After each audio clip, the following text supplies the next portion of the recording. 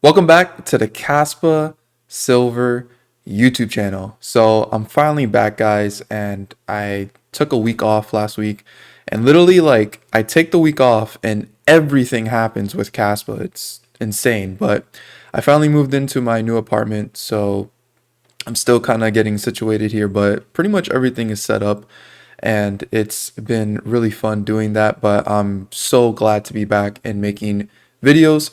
So let's go ahead and cover a ton of topics that happened over the last week. So first off, Kaspa has currently been skyrocketing in price. Market cap currently at $1 billion.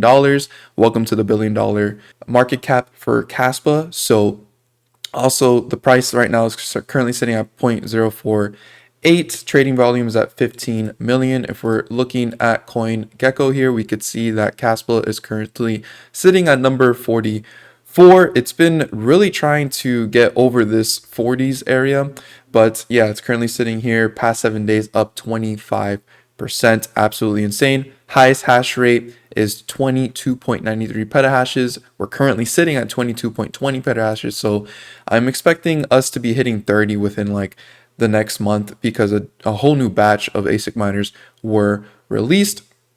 And on top of that, in 18 days, the reward is going to be reduced again. Current supply is currently sitting at 20 billion. If we're looking at the top addresses here, we could see that the top 10 holds about 16% of the supply. And currently, if we're showing the values here, whales have been increasing in the last 7 days. We got two over here. Last 24 hours, we lost one. But sharks have been increasing a ton in the last week, plus 37 sharks in the last 30 days, though we've lost 68. So really interesting to see what's going on here. Currently, there's a lot of wallets here that have a lot of Kaspa, and currently we got three exchanges in the top three, and then this address right here I think is the address that has been loading up like crazy. Is this the one? Yes, it is. It's the one that has been just loading up Kaspa like crazy recently, and I was speculating that this may be a exchange as well, but there hasn't been a tag put on it, so we're really not sure who this is. But either way, to me, it just shows that there's a reason why this person is buying like crazy, and it is because they are looking for the future of Kaspa and what it could potentially bring. We also have 285,000 wallet addresses currently. So moving on to some news topics. So this was huge, and I think this is why Kaspa price was actually moving like crazy, was because Kaspa was actually on the news in Turkey, and that is really huge because Turkey is a place that does not have a really great currency. So Kaspa for sure is going to be a flight of safety for them over there. So it's really cool to see that Kaspa is actually hitting the news, and adoption is going to be coming for Kaspa. Moving on, we also got a new exchange listing, CoinRabbit, now listing Kaspa. I also did hear that supposedly on CoinRabbit, you can actually take a loan against using your Kaspa. You could take a loan, which I would never recommend. I don't personally believe in taking a loan against your investments, especially a crypto. Very, very volatile, could be super risky, but you can do it here. I haven't really looked into how this works, but I'm pretty sure this is not available for US investors. Next, we have an update on Tangem. Tangem has been recently upgrading their whole entire company. And, we already see that they're going to be releasing Kaspa cards, and they're going to have this new feature of the optional seed phrase and a whole new card design. If you don't want the Kaspa exclusive one, there's a whole new card design. Now the app is going to be remade. You can finally have dark mode on the app. Prices are going to update 24/7. They're bringing a lot of updates that are really needed for this company to really go mainstream, to be used as a hardware wallet. And this is actually pretty huge that they came out saying here. It says Tangem Crypto Wallet to add Visa-backed crypto payments. As a move to bring crypto adoption to the masses, the Visa payment card's chip is integrated with the Tangem applet, Tangem Pay, said to be the first fully self-custodial payment solution integrated with a global payment network. The card will allow Tangem users to make payments using their crypto assets directly at 95 million Visa terminals worldwide. The app is expected to launch on October 5th, with Tangem Pay to follow suit in 2025. for. This is actually pretty huge because this is finally allowing people to use their crypto and spend it while it still remains on a hardware wallet. It's not like you have to sign up on an exchange to actually allow these payments to go through. You can keep your crypto safe on a hardware wallet, self-custody it, but still use it for payments. So Tangem is really going to do really well if it continues doing these kind of updates, and I cannot wait for the exclusive Kaspa cards to come in so that I can review them for you guys and show you how the new optional seed phrase works and all that fun stuff. Next, we have a tweet from Shy here that says the new mempool implementation for Rusty Cast exhibits incredible performance, remaining performant even with a backlog of 600,000 transactions, and there's still room for optimization. Of all the benchmarks, the one I personally find most reassuring is the effective transactions per second. While parallel transactions are inevitable, it's nice to see that in practice, the collision rate is very low and about 90% of the included transactions are unique.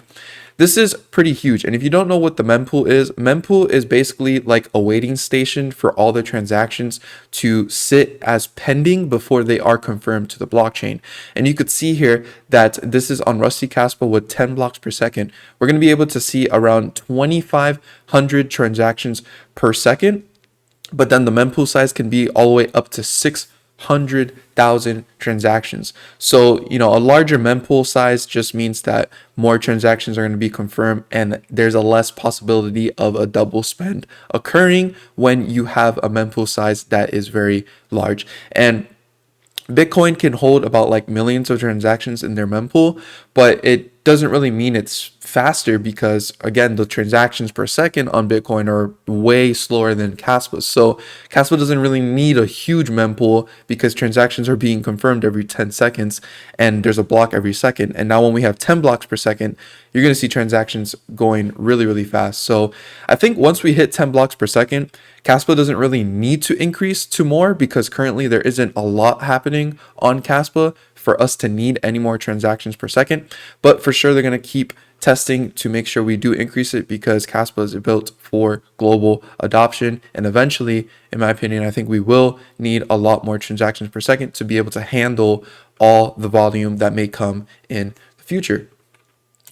Next, I want to talk about a little bit here. Invest Answers made a video of Kaspa versus Sui, and I'm going to be doing a reaction video to his video on the comparison, kind of seeing what he says there and maybe debunking some of the things he said, because I did catch a lot of things that he said were just not factual and was taken he kind of just gave some facts and just said, hey, look, this is this, and didn't give any details to back himself up on certain things about Sui. But it's a horrible comparison, in my opinion, as well. I mean, you're comparing two different blockchains that are doing completely different things. But either way, I'll talk about it and see what he has to say.